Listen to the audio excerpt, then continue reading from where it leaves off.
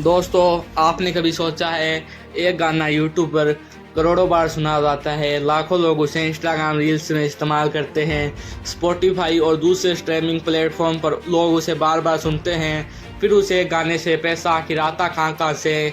क्या सिर्फ सिंगर पैसा कमाता है? नहीं, एक सक्सेसफुल सिंगर के पीछे हो सकते हैं singer, song writer, composer, music producer, record label, publisher, distribution manager, live event organisation और कई दूसरे लोग।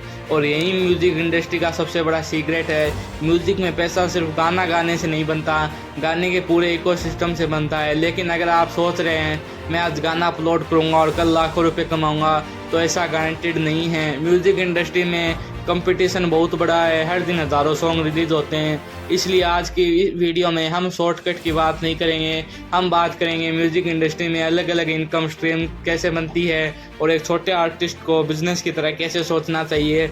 और आखिर में मैं आपको ऐसा मॉडल बताऊंगा जिसमें आपको खुद सुपरस्टार बनाना ज़रूरी नहीं है, फिर भी आप म्यूजिक बिजनेस से पैसा कमा सकते हैं। आगे बढ़ने से पहले मैं अपने बारे में बता देता हूँ। मैं कविराज और पिछले 3 महीनों से मैं money plus motivation plus content videos बनाता हूँ। अब आगे बढ़ते हैं। अब जानते हैं म्यूजिक इंडस्ट्री में पैसा कहाँ से आता है। सबसे पहले पूरा गेम समझते हैं। एक सॉन्ग को सिर्फ एक प्रोडक्ट मत समझिए, एक सॉन्ग के कई राइट्स और रिवेन्यू अपॉर्चुनिटीज हो सकती है। जब कोई गाना स्ट्रीम होता है, जब उसका वीडियो देखा जाता है, जब उसे कम्युनिकेशन यूज में लाइसेंस किया जाता है, जब वह किसी प्लेटफॉर्म पर इस्तेमाल होता है, जब आर्टिस्ट लाइव परफॉर्म करता है था, या जब म्यूजिक का कॉपीराइट सही तरीके से मोनेटाइज होता है, तो अलग अलग पार्टीज को रेवेन्यू मिल सकता है। यानी म्यूजिक में सबसे बड़ा एसेट सिर्फ मैंने गाना बनाया नहीं है, असल एसेट है rights plus audience plus distribution.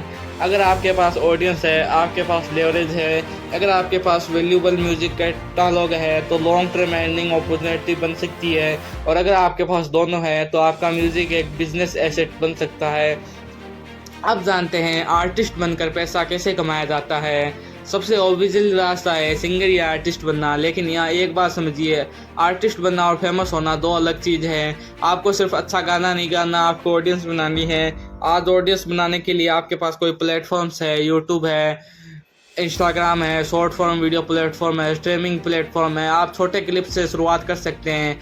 Song snippets, acoustic version, behind the scene, free style, live performance और ओरिजिनल सॉन्ग्स। मान लीजिए आपका एक ओरिजिनल सॉन्ग लोगों को पसंद आ गया, आप उसी से सॉन्ग से YouTube views, streaming, short form content, live performance, brand collaboration और आगे दूसरी अपॉर्चुनिटी भी बन सकती है। लेकिन यहाँ सबसे ज़रूरी चीज़ है ओरिजिनल आइडेंटिफाई। अगर आप सिर्फ दूसरे आर्टिस्ट की कॉपी बनेंगे तो ऑडियंस को आपके पास आने का रीज़न कम हो सकता है। इसलिए शुरुआत से सोचिए आपकी आवाज़ क्या है, आपका स्टाइल क्या है, आप किस ऑडियंस के लिए म्यूज़िक बना रहे हैं। आप समझते हैं एक बहुत पावरफुल रास्ता सॉन्ग राइटिंग। हर सक्सेसफुल सिंगर खुद अपने सारे सॉन्ग नहीं लिखता, बहुत से सॉन्ग के पीछे राइटर्स होते हैं। अगर आपको लिरिक्स लिखना आता है तो आप सिंगर और प्रोड्यूसर के साथ काम कर सकते हैं। लेकिन सॉन्ग राइटर में सिर्फ राइमिंग करना काफ़ी नहीं है, आपको सीखना होगा story telling, emotion, hook writing, melody के साथ लिरिक्स करना, ऑडियंस साइकोलॉजी और सबसे इम्पोर्टेंट ऐसा आइडिया लिखना जिसे लाखों लोग याद रखें। किसी गाने की एक लाइन कई बार पूरे सॉन्ग की पहचान बन जाती है। इसलिए सॉन्ग राइटर का काम सिर्फ शब्द लिखना नहीं, उसका काम है इमोशन को वर्ड्स में बदलना। और यहाँ एक बिजनेस लेसन भी है, जब आप किसी दूसरे आर्टिस्ट के लिए काम करते हैं तो कॉन्ट्रैक्ट और राइट बहुत इंपॉर्टेंट हो जाते हैं। किसका क्रेडिट होगा, किसके पास कौन से राइट होंगे, पेमेंट कैसे होगा, फ्यूचर रॉयल्टीज या लास्टिंग अरेंजमेंट क्या होंगे, इन सबको लिखते आर्गेट में स्पष्ट करना ज़रूरी है। आप समझते हैं म्यूज़िक प्रोड्यूसर। आज टेक्नोलॉजी ने म्यूज़िक प्रोड्यूसर को काफ़ी एसेबल बना दिया है। एक computer, digital audio, work station और बेसिक रिक्वायरमेंट से कोई प्रोड्यूसर प्रैक्टिस शुरू कर सकता है। प्रोड्यूसर क्या करता है, वह सिर्फ बीट नहीं बनाता, वह सॉन्ग की ओवरऑल साउंड को शेप करने में महत्वपूर्ण भूमिका निभा सकता है। जैसे drums, base, melody, arrangement, sound selection, recording direction और प्रोड्यूसर डिसीजन। अब सोचिए अगर कोई प्रोड्यूसर महीने में 10 प्रोजेक्ट करता है तो, और अगर हर प्रोजेक्ट की फ़ीस अलग अलग है तो ये हर प्रोजेक्ट की फ़ीस अलग अलग है तो ये एक सर्विस बिजनेस बन सकता है। अब समझते हैं म्यूज़िक स्ट्रीमिंग को। अब आते हैं उस चीज़ पर जिसके बारे में हर नया आर्टिस्ट पूछता है, स्पॉटिफाई या दूसरे स्ट्रीमिंग प्लेटफॉर्म से कितना पैसा मिलता है। अब जानते हैं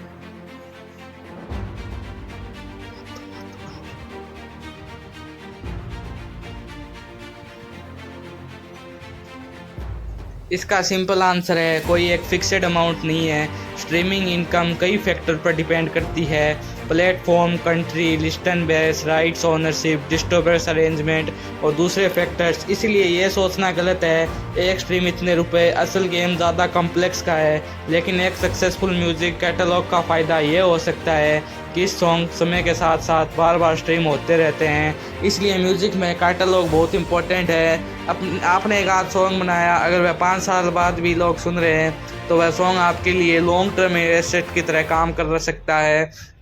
लेकिन इसके लिए म्यूज़िक ओनरशिप और राइट्स की समस्या ज़रूरी है। अब जानते हैं यूट्यूब म्यूज़िक चैनल के बारे में। अब एक और पावरफुल मॉडल, अगर आप आर्टिस्ट हैं तो यूट्यूब को सिर्फ सॉन्ग अपलोड करने की जगह मत समझिए, इसे अपना मीडिया प्लेटफॉर्म समझिए।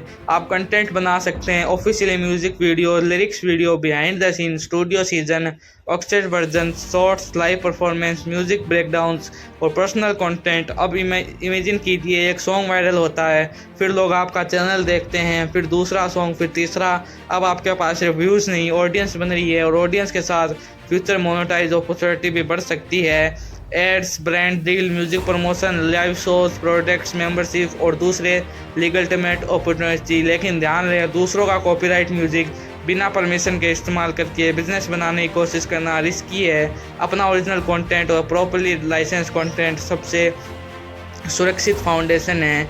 अब जानते हैं लाइव शो और इवेंट्स के बारे में। अब एक सा रिवेन्यू सोर्स जिसे कई आर्टिस्ट बहुत सीरियसली लेते हैं, लाइव परफॉर्मेंस। स्ट्रीमिंग से आपको डिजिटल ऑडियंस मिल सकती है, लेकिन लाइव परफॉर्मेंस में ऑडियंस सीधे आपको सामने होती है। Concert, college fest, wedding, corporate events, club performance, private event, festival, इनकी अर्निंग अलग अलग हो सकती है और आर्टिस्ट की पॉपुलैरिटी, लोकेशन, इवेंट टाइप और नेगोशिएशन पर डिपेंड करती है। शुरुआत में शायद फीस कम हो, लेकिन जैसे जैसे आपका ब्रांड बनता है आपकी बुकिंग वैल्यू बढ़ सकती है। और यही रीज़न है कि आर्टिस्ट के लिए सिर्फ ऑनलाइन व्यूज़ नहीं, ऑनलाइन रेपुटेशन भी इंपॉर्टेंट है। लेकिन यहाँ भी बिजनेस डिसिप्लिन ज़रूरी है। Event date, performance duration, payment, travel, accommodation, cancellation, requirement, इन सभी चीज़ों को पहले से क्लियर एग्रीमेंट में रखना चाहिए। अब आगे समझते हैं म्यूज़िक लाइसेंसिंग। अब आते हैं बहुत इंटरेस्टिंग मॉडल पर, म्यूज़िक लाइसेंसिंग। मान लीजिए आपने एक ओरिजिनल ट्रैक बनाया, कोई creator, advertisement, film, brand, game या प्रोडक्ट कंपनी उस म्यूज़िक का लीगल यूज़ करना चाहती है। अगर आपके राइट्स और लाइसेंस स्ट्रक्चर है सही है तो आप उस यूज़ के लिए फीस या एग्रीड टर्म्स पर लाइसेंस दे सकते हैं। यानी आपने म्यूज़िक एक बार बनाया और अलग अलग लेग टाइम्स यूजर्स के लिए उसे रेवेन्यू अपॉर्चुनिटीज़ बन सकती है। यही रीज़न है कि म्यूज़िक कैटलॉग बनाना पावरफुल हो सकता है, लेकिन लाइसेंसिंग में कॉन्ट्रैक्ट और राइट्स की समझ बेहद ज़रूरी है। किस टेरिटरी में यूज़ होगा, कितने समय के लिए, किस पर्पज़ के लिए, एक्सक्लूसिव या नॉन एक्सक्लूसिव, किस तरह का यूज़र अलाउड है, इन सवालों को समझे बिना राइट्स मत दीजिए। अब जानते हैं आगे music business without being the singer. अब आता है सबसे इंटरेस्टिंग हिस्सा। अगर आपको गाना नहीं आता तो क्या आप म्यूज़िक इंडस्ट्री में बिजनेस कर सकते हैं? बिल्कुल कर सकते हैं। आप म्यूज़िक इंडस्ट्री के दूसरे हिस्सों में बिजनेस बना सकते हैं, जैसे artist management, music marketing, social media management, music video production, cover art work, playlist promotion service, लेकिन केवल लीगल मेथड से। Event management, studio service, artist branding, music distribution agent, merchandise और म्यूज़िक रिलेटेड डिजिटल सर्विस। जैसे मान लीजिए आप emerging artist के लिए कंटेंट मार्केटिंग करते हैं, आप उनके लिए reels, shorts, YouTube strategy, art work, release company और सोशल मीडिया मैनेजमेंट संभालते हैं। अगर आपके पास 10 आर्टिस्ट के क्लाइंट है तो ये एक एजेंसी मॉडल बन सकता है। यानी म्यूज़िक इंडस्ट्री में पैसा कमाने के लिए सुपरस्टार होना ज़रूरी नहीं है, कई बार सुपरस्टार के आसपास बिजनेस खड़ा करना भी एक अपॉर्चुनिटी हो सकती है। इसलिए सिर्फ वायरल होने का इंतज़ार मत कीजिए, अपनी स्किल बनाइए, अपना साउंड बनाइए, अपना ऑडियंस बनाइए, अपना कैटालॉग बनाइए, अपने राइट्स समझिए और सबसे इम्पोर्टेंट अपने म्यूज़िक को भी नहीं एसेट की तरह देखिए, क्योंकि आज एक अच्छा गाना कल का ऑडियंस बन सकता है, कल का ऑडियंस एक ब्रांड बन सकता है और एक स्ट्रॉन्ग ब्रांड कई अलग अलग इनकम स्ट्रीम में बदल सकता है। अगर आपको मनी, बिजनेस और इंडस्ट्री के अंदर का गेम समझने वाली वीडियोस पसंद है तो चैनल को सब्सक्राइब करिए और कमेंट में बताइए। अगर आपको म्यूजिक इंडस्ट्री